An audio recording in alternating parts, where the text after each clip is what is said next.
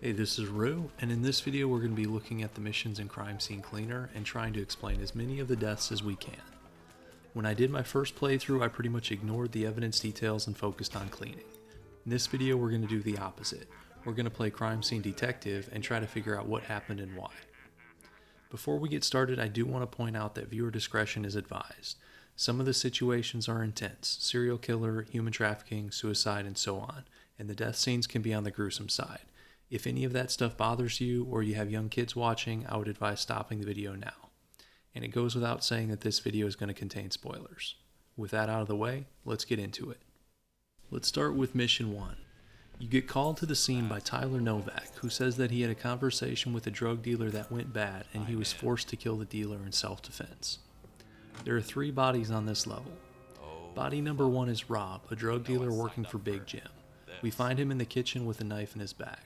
The knife has a T on the hilt, so it was almost certainly Tyler's knife.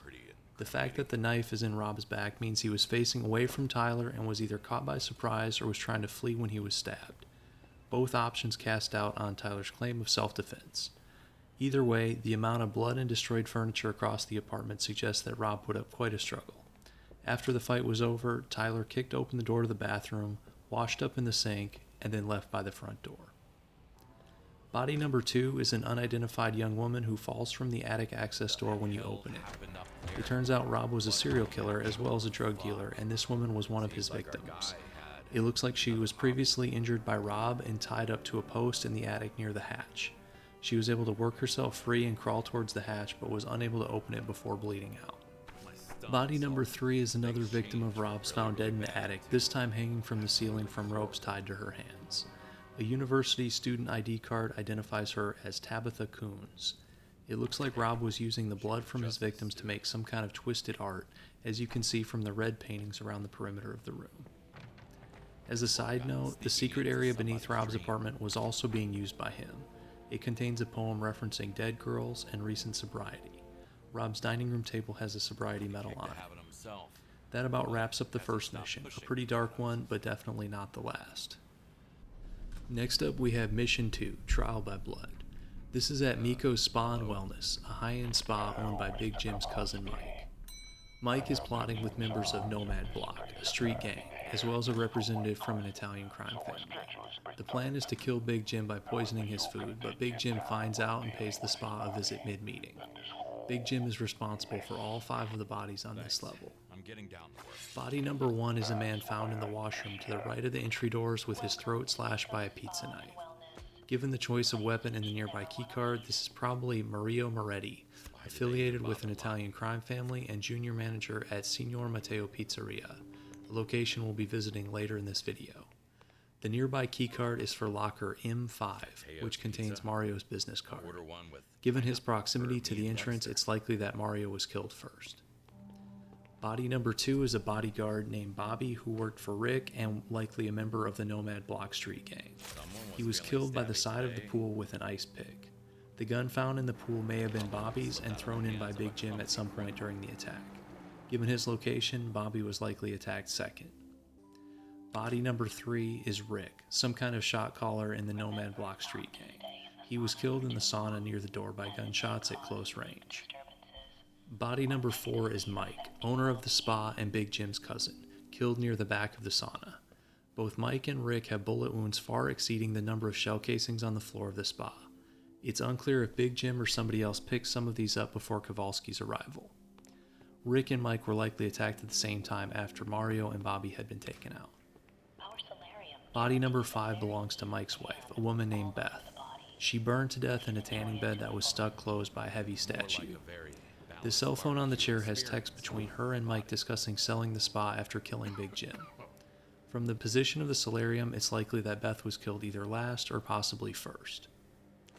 After the murders, Big Jim exited via the men's locker room and washed himself in the sink on the way out. That wraps up Mission 2.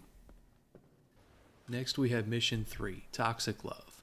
This one is set in a luxurious downtown loft and involves a concerned father trying to protect his daughter from a suspicious boyfriend. Of course, things went south or we wouldn't be here. There are 3 bodies on this level. Body number 1 is that of Kyle, owner of the loft and Jane's boyfriend. He's found on the ground floor in a room hidden behind a movable painting. It looks like he was beaten to death by Will, the concerned father, with brass knuckles that were left at the scene. A look at the clipboard in the hidden room as well as the phone upstairs shows that Kyle was into human trafficking and intending to sell Jane to a client. Body number 2 is that of Jane, a 23-year-old woman found in the bathtub in the upper-level bathroom. She committed suicide by cutting her forearms with razor blades. The timing of Jane's suicide isn't clear. There's a text message found on a phone downstairs that warns her father that if he kills Kyle, she would kill herself. But the suicide note found in the bathroom makes it clear that she was also deeply unhappy in her relationship with Kyle. Body number 3 belongs to Dale, a man found hanging over the side of the upper-level walkway. He was shot several times at close range. Text messages exchanged with Kyle show him trying to buy Jane. The most likely killer is Will, Jane's father, who could have gone upstairs with a gun after dealing with Kyle. Will's email to Kowalski casts a little doubt on this as it only mentions one body and killing one person. Either the email is incorrect, or Jane may have killed Dale prior to her suicide if she figured out what was going on. It's hard to tell, but the father seems more likely to me. That takes us to mission number 4, Short Circuit. This one is also pretty grim. A hacker and real estate investor hacked into a smart home, taking control of the thermostat, vacuum, smart speakers, and computers, trying to convince the family living there that it was haunted so they would sell it for cheap. There are 3 bodies in this house. Body number 1 is that of Adam Mitchell, the young man found on the bed in the upstairs bedroom directly across from the stairs. He was killed from repeated blunt force trauma to the head, likely from the crucifix found outside in the hallway. Adam was killed by his mother Melanie, who underwent a psychotic break and became convinced that Adam was possessed by an evil spirit and the only way to save his soul was to kill him. Adam sent text messages to his friend Paul describing waking up to his mother standing over his bed praying and saying that the devil lives in the house. From the pattern of footprints in the hallway, it looks like Adam was the first victim. Body number 2 belongs to Melanie's husband and Adam's father, found dead against the wall of the upstairs study. He was shot by Melanie with both barrels of a double-barreled shotgun. From the footprints, it looked like Melanie went directly to the study to kill her husband after killing her son. Body number 3 is none other than Melanie Mitchell, found in the living room on the ground floor next to the bloody pentagram. After killing her son and husband, she went to the living room and stabbed herself in the heart. She was on antipsychotic meds, but it's not clear if they weren't working or if she had stopped taking them. Let's move on to mission number 5, Italian Job. Big Jim gets word of another meeting between Nomad Block gang members and Italian mob boss Mr. Gotti. They're still plotting to take out Big Jim, but this time they're meeting at Signor Mateo's Pizzeria. Once again, Big Jim shows up to ruin the party, but this time he brings some additional help. There are 11 bodies across this level. All but one look to have been caused by Big Jim or his crew. Due to the number of bodies and limited evidence, we don't have names for all the bodies, but we can make some educated guesses as to roles and affiliations. Body number 1 is that of a well-dressed man in the restaurant office. It looks like he was bludgeoned in the head with a statue. He was likely either the restaurant owner or manager and affiliated with Mr. Gotti. Body number 2 belongs to a man found burned in the restaurant pizza oven. From his clothes and the location of the other bodies, if I had to guess, I would say this was one of Mr. Gotti's bodyguards or associates. There are shell casings near his feet, but it's hard to tell from the burns if he was shot before being pushed into the oven. Body number 3 is that of a male chef in the kitchen by the front counter. He was shot in the chest, head, and arm. There's a pan with blood on it near him, but this doesn't appear to be the cause of death. Body number 4 belongs to a man next to the column in the dining area and the first of our 2 Nomad Block gang members attending the meeting. He was shot in the head and chest. Body number 5 seems to be that of Tyrone, wearing a jersey and laying on a table in the dining area. He's our second and final Nomad Block gang member in attendance. He died from a gunshot wound to the chest. Body number 6 is a well-dressed man on the floor behind a table in the dining area. From his clothes, it seems likely this is Mr. Gotti. He died from gunshot wounds, 2 to the chest and 1 to his leg. Body number 7 is that of another well-dressed man, this time seated on a toilet in the bathroom and shot in the chest numerous times. This was probably another one of Mr. Gotti's associates or bodyguards, caught unprepared during the attack and shot with the silenced MAC-10 found on the bathroom floor.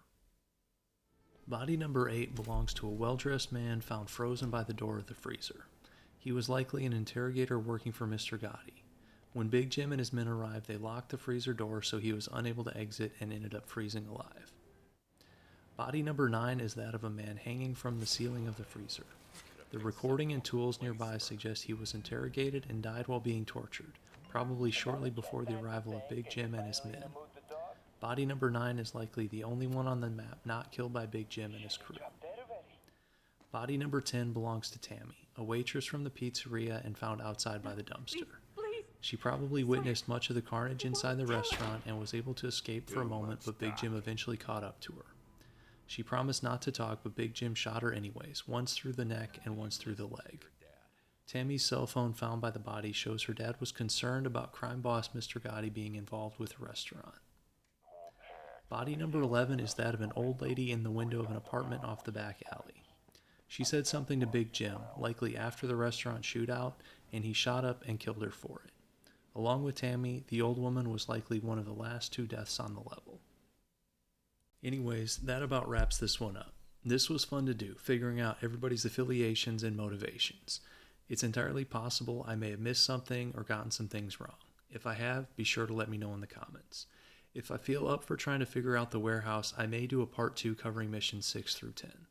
Thanks for watching and sticking through to the end. I appreciate it, and I'll see you in the next one.